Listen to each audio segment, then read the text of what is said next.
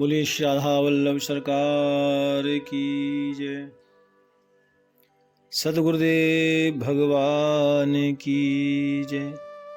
ना गुरुरधिकं तत्त्वं ना गुरुरधिकं तपः ना गुरुरधिकं ज्ञानं तस्मै श्री गुरवे नमः।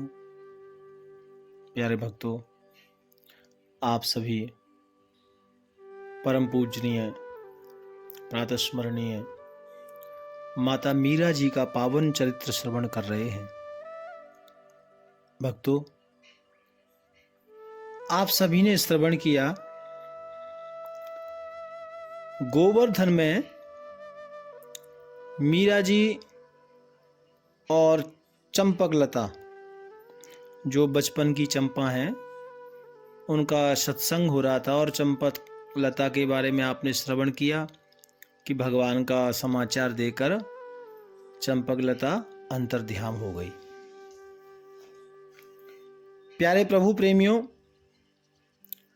और हमने कल चर्चा की थी कि चंपकलता मीरा जी को जब मिली थी तो कैसे मिली थी। प्यारे भक्तों, क्योंकि जब चंपकलता की चर्चा जो गोवर्धन में मीरा जी के साथ दासी आए ना, तो वो भी तो सोच रही हैं कि चंपकलता बचपन से हमारे साथ थी, बचपन में हम झूला झूलते थे, बचपन में हम इतना बाग बगीचों में क्रीड़ा करते थे, तो लेकिन चंपकलता तो पहले ऐसी नहीं थी,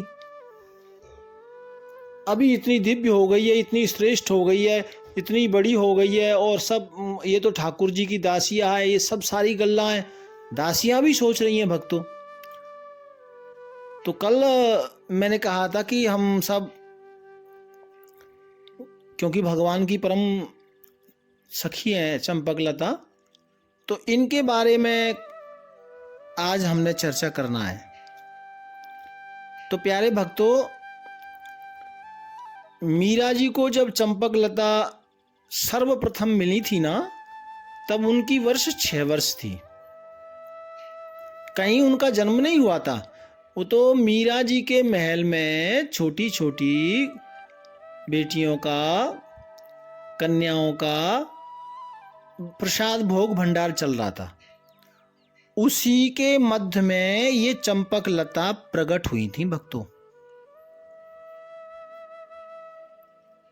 और जो और अन्यत्र दासियां थी, जब भोजन प्रसाद हो गया तो सबने चंपकलता जी को पूछा कि आप किस महल से आई हैं और किसकी बेटी हैं। ऐसा वो छोटी छोटी कुड़ियां आपस में गल्लाएं कर रही थीं।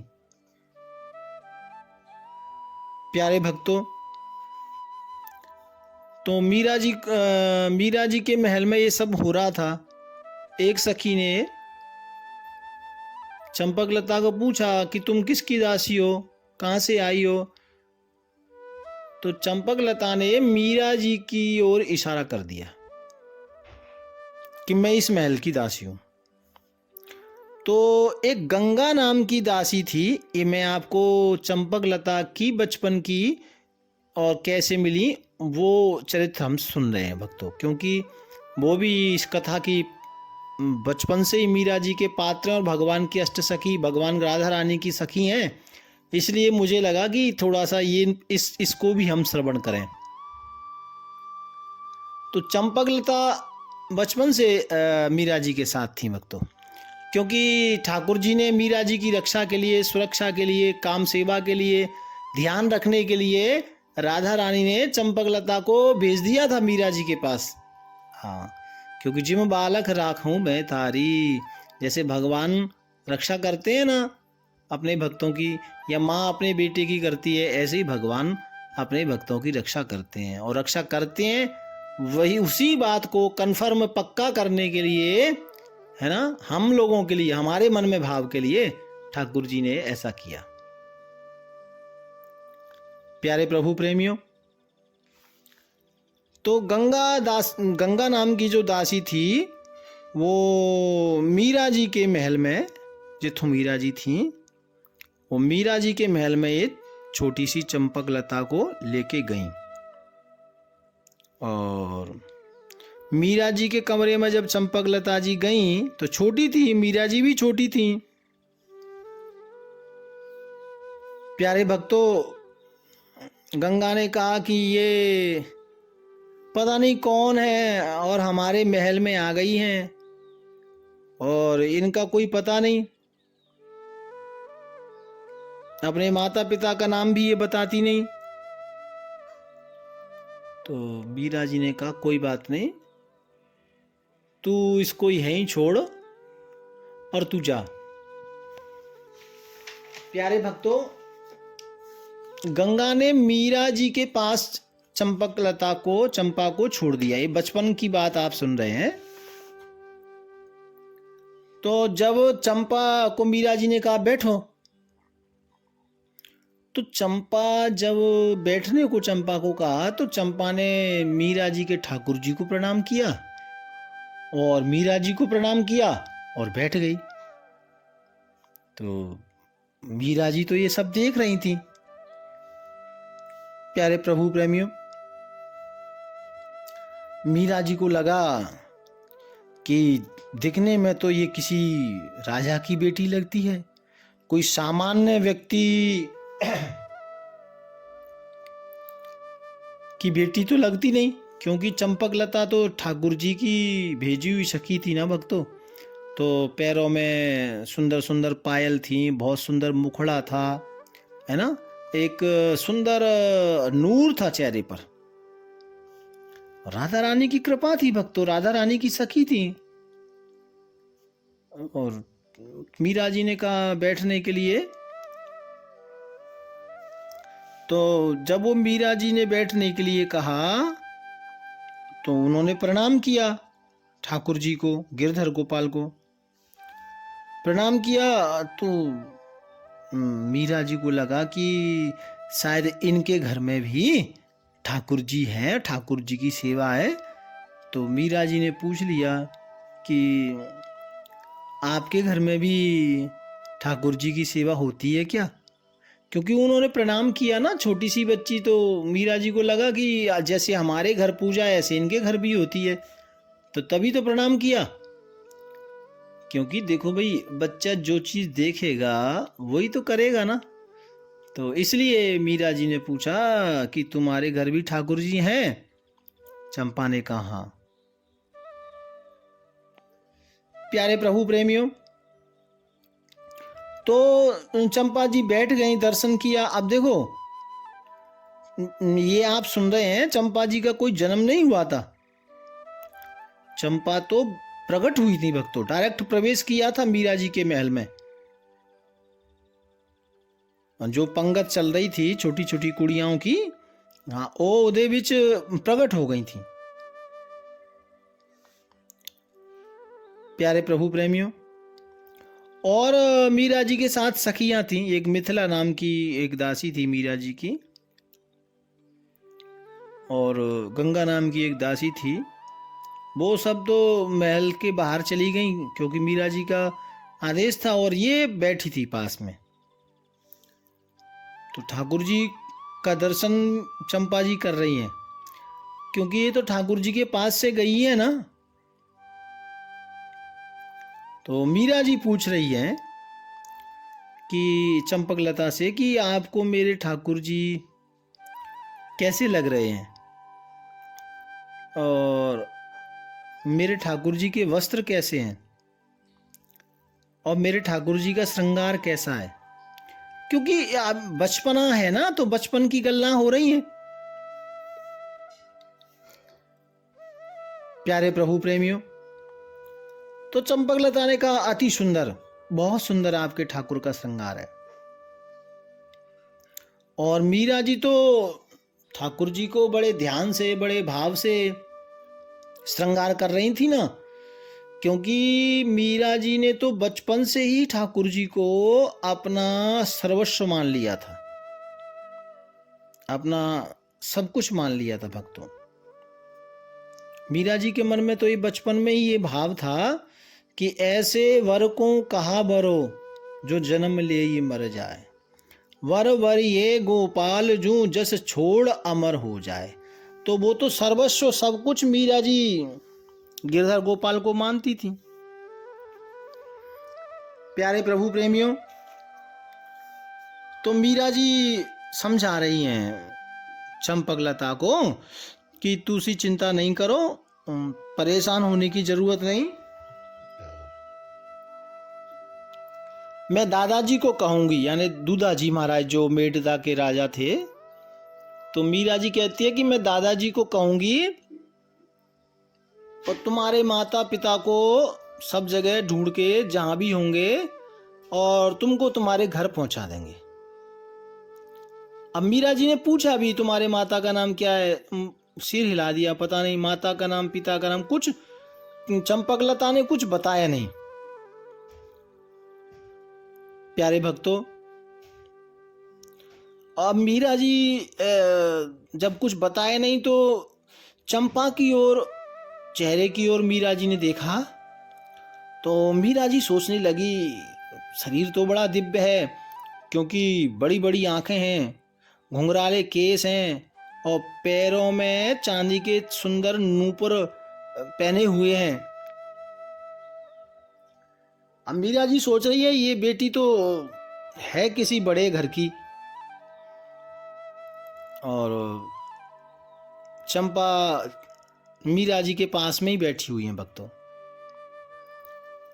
तो मीरा जी ठाकुर जी की चर्चा कर रही हैं, अच्छा तुम्हारे घर भी ठाकुर जी हैं? तो चंपकलता ने सिर हिला करके स्वीकृति दे दी, ऐसे सिर हिला दिया, मतलब हाँ जी।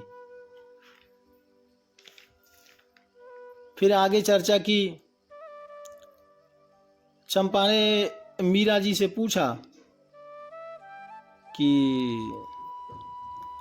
आप, अब देखो, अब चंपा जी से मीरा जी ने पूछा कि अब मीरा जी कह रही हैं कि तुम कहाँ से आई तुमको पता नहीं, और लेकिन तुम्हारे माता पिता का भी नाम तुम बता नहीं रही हो, कुछ भी तुमको मालूम नहीं है। तो मीरा जी सोच रही हैं ये बहुत भोली हैं और ये बहुत भोली हैं, ऐसा मन में विचार कर रही हैं। चंपा से पूछा था माता पिता के बारे में, सब परिवार के बारे में, वो कुछ बोल नहीं रही थी, क्योंकि अब चंपा कैसे कह दे कि मैं तो तुम्हारी सेवा में आई हूँ और ठाकुर जी ने मुझे भेजा है। अब ये तो चंपा बता सकती नहीं है ना, क्योंकि ये तो अंदर की बात है भक्तों, भगवान की बात है। तो मीरा जी चंपा को ना समझा रही हैं बार बार कि तू घबराना नहीं, तू मेरे पास रह और तुम्हारे माता पिता को ढूंढा जाएगा दादाजी को बोल के, और तुमको तुम्हारे घर भेजा जाएगा। ऐसा चंपा को मीरा बचपन में समझा रही हैं। तो आपको मालूम है मीरा जी को चंपकलता कहती हैं कि मेरा कोई नहीं है, और है भी कोई मेरा मिल भी गया तो मैं तो आपके पास ही रहूंगी, घर नहीं जाऊंगी, मुझे घर नहीं जाना, मैं आपके पास ही रहूंगी, ऐसा बोला चंपकलता ने। तो मीरा जी ने कहा कि मेरे पास रहोगी क्यों? चंपा ने कहा कि आप मुझे अच्छी लगती हो। अच्छी लगती हूँ? बोले आप भी मैनू अच्छी लगती हो, आपके ठाकुर जी भी मुझे अच्छे लगते हैं, इसलिए मुझे आपको छोड़ के कहीं नहीं जाना, आपके पास ही रहना है। प्यारे भक्तों, अब क्योंकि मीरा जी तो बात को समझ पा नहीं रही ना कि लीला क्या है ठाकुर जी की, ये तो ठाकुर जी ने ही चंपा को भेजा है। प्यारे प्रभु प्रेमियों, तो मीरा ने कहा लेकिन आपके घर भी तो ठाकुर जी है ना। तो हाँ बोले ठाकुर जी तो हैं, ठाकुर जी तो हैं मेरे घर, चंपा ने कहा, लेकिन आप नहीं हैं। यानी चंपा जी कह रही हैं कि ठाकुर जी तो हैं लेकिन मीरा जी नहीं है। ऐसा जवाब चंपा ने दिया भक्तों। तो तुम्हारे माता पिता का नाम याद नहीं आया, और वो मिल जाएंगे ना तो मैं उनसे तुम्हें मांग लूंगी। चंपा ने कोई जवाब दिया नहीं। अब तो फिर मीरा जी ने कहा, अच्छा तुम्हारी जाति क्या है? तो चंपा ने कहा, गुजरी। अब जब मीरा जी ने सुना कि गुजरी, तो बड़ी प्रसन्न हुई मीरा जी कि गुजरी बोले तो ये तो भगवान की सखी है, भगवान की चर्चा, भगवान की लीला को सुनते हैं, वृंदावन की याद मीरा जी को आई। अच्छा लगा। मतलब प्यारे भक्तों, बहुत खोजबीन कराई। जो उनका राज्य था उसमें ढोल वाले सैनिक सब भेजे कि भाई एक छोटी सी कन्या है और वो किसी की कन्या हो तो महल में आए और उसका नाम चंपा है और लेकर जाएं। ऐसे दादाजी ने पूरा खोज कराया, लेकिन अब वो किसी की कन्या हो तो कोई आए ना। वो तो भगवान के पास से गई थी और कोई नहीं आया। सब जगह पूरा दादाजी ने पूरा खोजबीन की, लेकिन कोई आया नहीं। किसी ने नहीं कहा कि हमारी बेटी है। तो इस तरह से जब कोई आया नहीं और मीरा जी के पास चंपा रहना चाहती थी भक्तों, और उधर भी खोजबीन कर लिया, पता कुछ लगा नहीं। तो मीरा जी को लगा कि देखो इतनी सुंदर किसी की बेटी है, लेकिन इसके माता पिता का कोई पता नहीं, कहाँ से आई है, ये तो बड़ी दुखी है। इस तरह से मीरा जी मन में विचार करती हैं भक्तों। और मीरा जी की आंखों में आंसू आ गए, क्योंकि ये किसी की बेटी है और इसका घर नहीं मिल रहा है। लेकिन मीरा जी की आंखों में तो आंसू आ रहे हैं कि किसी की बेटी है और इसको घर नहीं मिल रहा है, और चंपा की आंखों में भी आंसू आ गए। अब चंपा की आंखों में आंसू क्यों आ रहे हैं? क्योंकि मीरा जी को तो इसलिए क्योंकि किसी की बेटी नहीं मिल रही है, और चंपा इसलिए रोने लग जाती हैं कभी कभी उन्हें श्याम की याद, कन्हैया की याद आ जाती है। क्योंकि वो तो यहाँ से गए थे ना भाई, निकुंज धाम, श्री वृंदावन धाम, श्री राधा रानी के गोलोक धाम से चंपा जी गई थी। तो चंपा जी को कभी भी ठाकुर जी की याद आती, और चंपा तो इसलिए रोने लगती कि ठाकुर जी की मधुर याद आती, तो वो प्रेम के अश्रु गिरते। लेकिन चंपा कभी कभी आंखों में आंसू आते तो मीरा जी सोचती कि इनको अपने माता पिता की याद आ रही है, लेकिन अंदर ही अंदर चंपा तो भगवान को याद करती रहती थी, है ना। तो ये बचपन की जो चंपक लता हैं कैसे मीरा जी के साथ आई, तो इस तरह से मीरा जी और चंपक लता ये दोनों भक्तों साथ रहने लगी। और सब सखियों के लिए तो अलग व्यवस्था थी, लेकिन मीरा जी ने चंपा के लिए बचपन से ही अपने महल के पास वाला या अपने रूम के पास वाला ही महल में शयन कक्ष दिलाया, यानी उनको रहने की व्यवस्था की। बचपन से अपने साथ मीरा जी ने चंपा को रखा। और भक्तों, जब मीरा जी का विवाह हो रहा था ना, तो पहले ऐसा नियम था कि जब किसी राजकन्या का विवाह होता तो उसके साथ जो दासियां जाती थी ना, उनका विवाह भी उधर किया जाता था जित्थों वो जाती थी। ऐसा नियम था, तो वो जिससे कि वो जा सकें और उनके पति भी उधर के ही हों। तो उधर से कहा कि भाई उनकी दासी कितनी है, कितनी उनकी उम्र है, क्योंकि उनको भी ऐसा बर यहाँ से ढूंढ लिया जाएगा। तो चंपा को पूछा, चंपा ने कहा कि मैनू शादी नहीं करनी। और दासियों ने शादी की, लेकिन चंपा ने शादी करने से मना कर दिया। कहा मुझे शादी नहीं करनी। क्यों नहीं करनी? तो कहा मुझे तो केवल आपके ही पास रहना है। बचपन से ही ऐसा, क्योंकि ड्यूटी यही थी, ठाकुर की आज्ञा यही थी। चंपा ने कहा मुझे शादी नहीं करनी, लेकिन मुझे आपके साथ ही रहना है। क्योंकि चंपा, चंपकलता ये कोई साधारण स्त्री नहीं थी भक्तों। तो विवाह कैसे करती? इसलिए चंपकलता ने विवाह नहीं किया।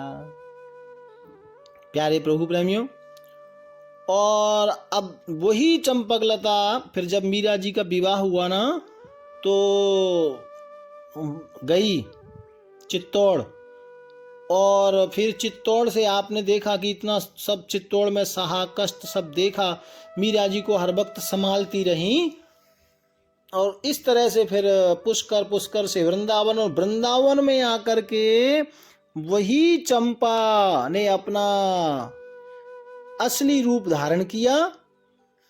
और उसी चंपा यानी चंपकलता जो श्री जी की सखी है, उसने मीरा जी को ठाकुर जी से मिलाया।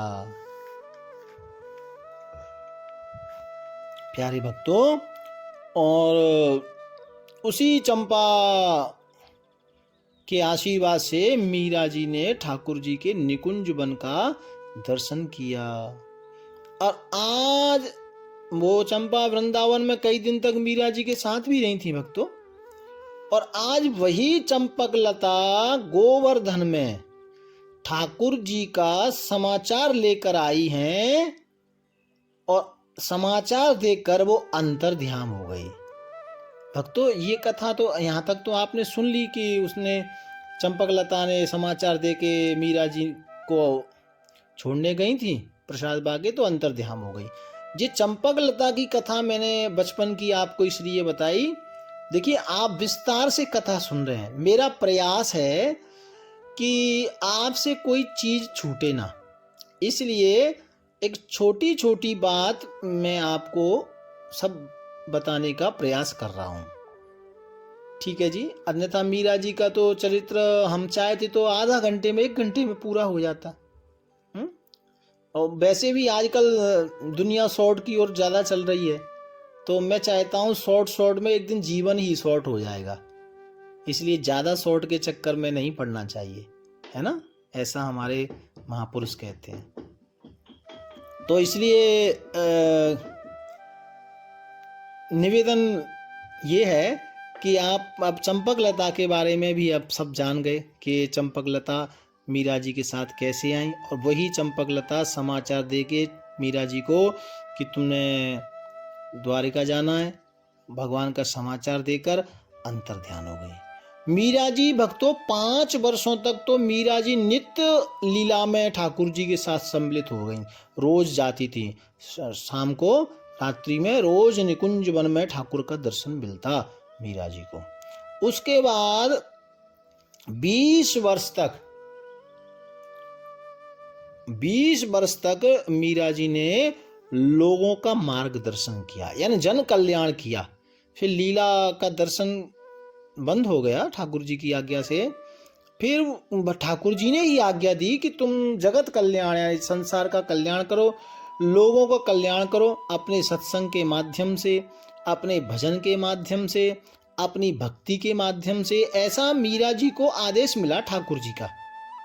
तो 20 वर्ष तक मीरा जी और वृंदावन में रही, यानी टोटल 25 वर्ष वृंदावन में मीरा जी ने वास किया। तो 20 वर्ष और संतों का संग किया, संतों का सत्संग श्रवण किया, है ना? और भक्तों का अपने ठाकुर कृपा से या भक्ति से लोगों का कल्याण किया। तो भक्तों, ये मैंने आपको चंपकलता कौन थी, कैसे मिली, ये सारी बात आपको मैंने बताई। और मीरा जी को समाचार मिला। और भक्तों, मीरा जी 5 वर्ष तक लीला का मीराबाई ने दर्शन किया। उसके बाद 20 वर्ष वृंदावन में रहकर ठाकुर जी के नाम का प्रचार किया, ठाकुर जी के नाम का संकीर्तन किया। और सनातन धर्म का कार्य किया भक्तों। और मीरा जी और 20 वर्ष रह करके ऐसा मीरा जी ने किया। और भक्तों जब मीरा जी वृंदावन में आई थी ना तो उनकी उम्र थी 30 वर्ष। तो 30 और 25 55 हो गया ना। 55 वर्ष की आयु में ठाकुर जी का मीरा जी को आदेश मिला चंपकलता के द्वारा। और अब मीरा जी किस तरह द्वारका जाती हैं वो कथा हम कल श्रवण करेंगे। भाव प्यार से राधे राधे, राधे राधे।